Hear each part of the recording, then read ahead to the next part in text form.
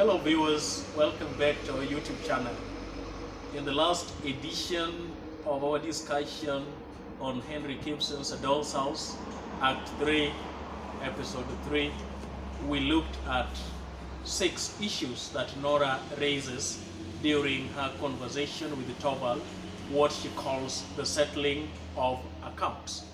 In this edition, we will be looking at the 7 remaining issues that Nora also raises during the settling of accounts.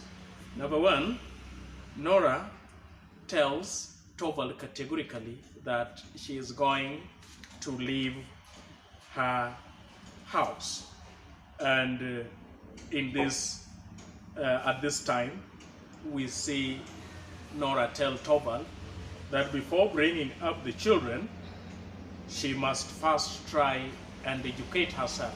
And as Torvald is not the man to educate her. So she is going to educate herself without the help of Torvald.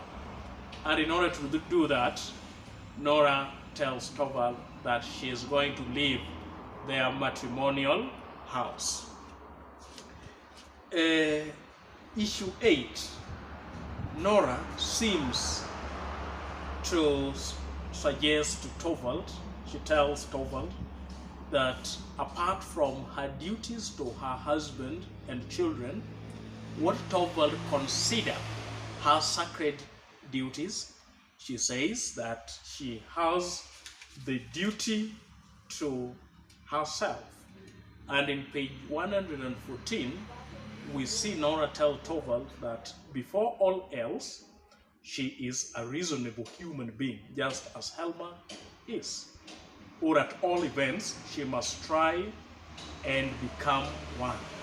So apart from her duties to her husband and children, Nora feels that she has a duty to herself. The second issue, Nora seems to critically differ with the laws of this society. She says she cannot believe a law that cannot allow a woman to spare her dying father worries, anxiety, and cares. She can also not allow to be governed by a law that cannot allow a wife to save the life of her husband. And this she refers to this society's law that forbids a woman from borrowing money without the consent of a male figure. Nora seems to be critical and she seems to be defiant. Her defiance that has been brooding is now seen to come out in full blast. Another issue that Nora raises, Nora tells Torvald that she does not love him anymore. Quite interesting. It is quite interesting that matrimony that has been in existence for close to 8 years, that one partner decides to tell the other that she does not love the other partner anymore.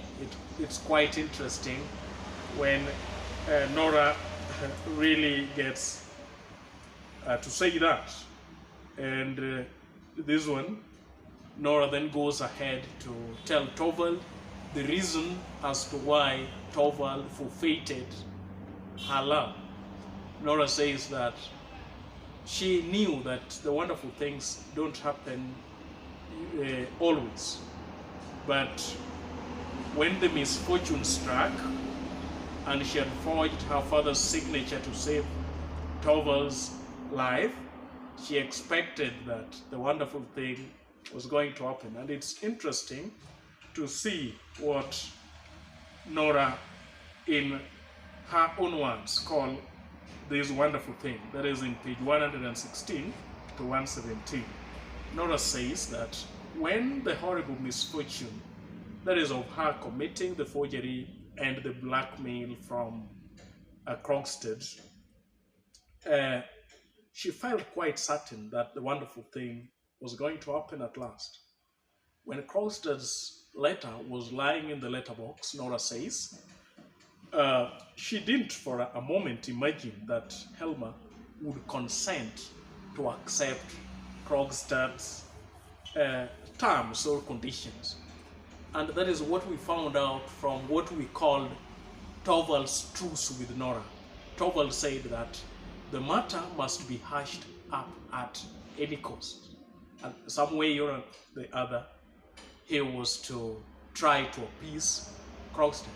This is something that Nora did not foresee. She was absolutely certain that when the contents of Krogstad's secret was out for all and sundry to see, for Torvald, that Torvald would come out with his manly nature, with his manly independence, as he had said earlier, and he would tell Krogstad to publish the whole thing to the whole world. And when that was done, she was absolutely certain that Helmer would come forward and take everything upon himself and say he's the guilty one. And this one Nora was so sure of, given that there had been many assurances that Torvald had made earlier on. Just going through some of the assurances. Earlier on, Torvald had told Nora that come what will, she may be sure that she will have both the courage and strength, and that he will be man enough to take everything upon himself. And there is this point that Nora finally tells Helmer now to read the letters. Helmer tells Nora that, do you know, Nora, I have often wished for you to be in great danger so that I can step forward, that is paraphrased, I can step forward and take everything upon myself and sacrifice my life's blood. So given these assurances, Nora was sure that the wonderful thing was going to happen. Now that the wonderful thing did happen and Torvald's hypocrisy was unmasked, Nora then says that she does not love Torvald any longer. Another issue that comes out here is that Nora tells Helmer that she's no wife for him.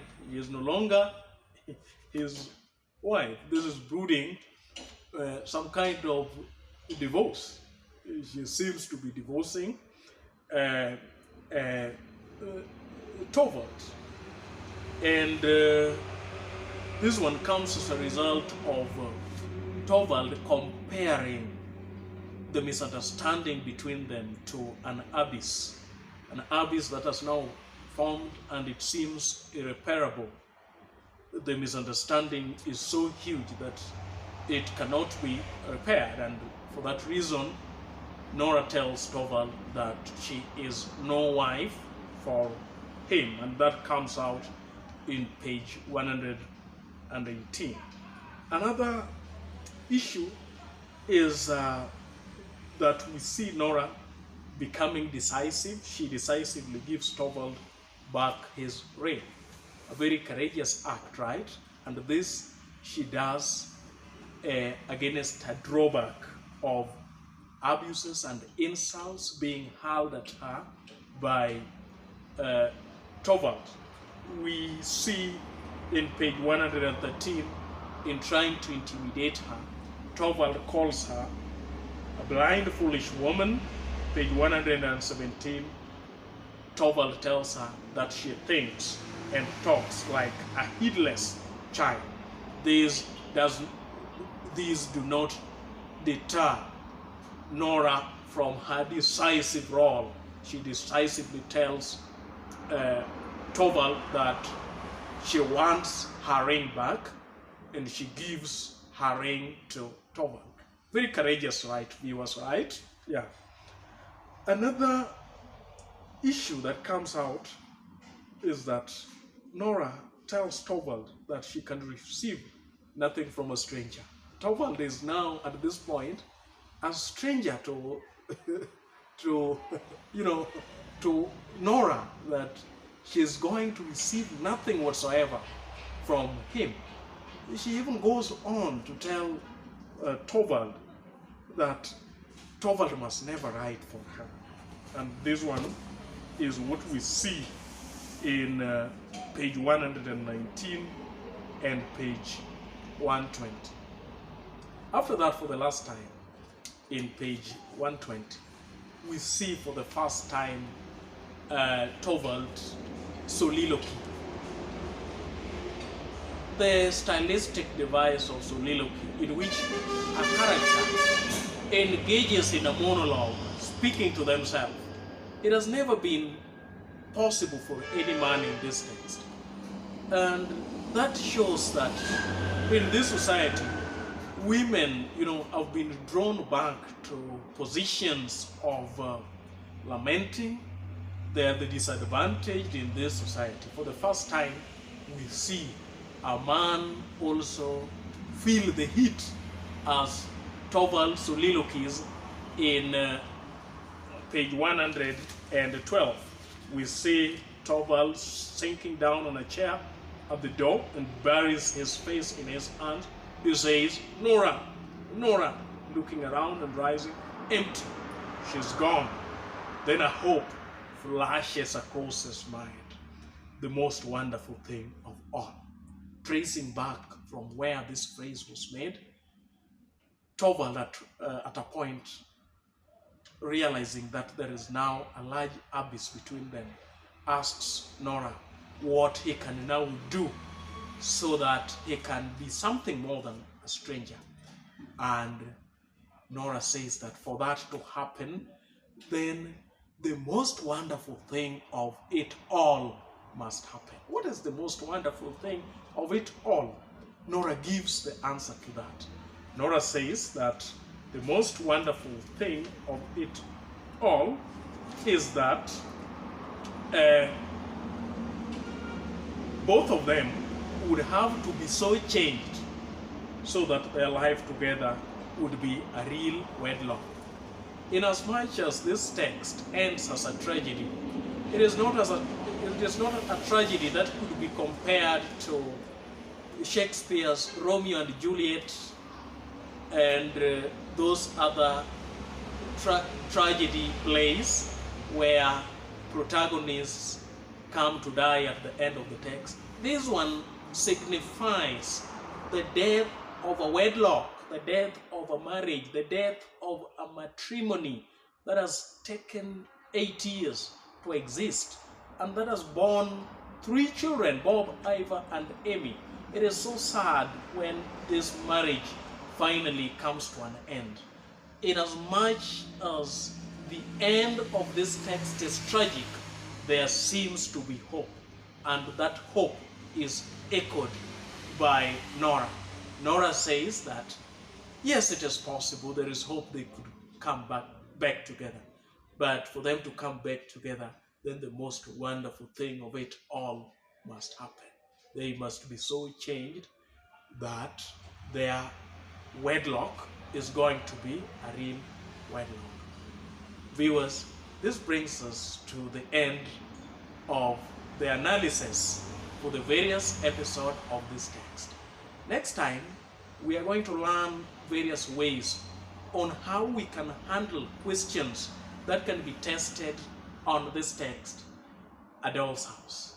Viewers, if you've not subscribed to this channel, remember to subscribe, like, comment, and share. And viewers, when something good happens to you, spread the gospel so that others can also get to benefit from the contents in our videos.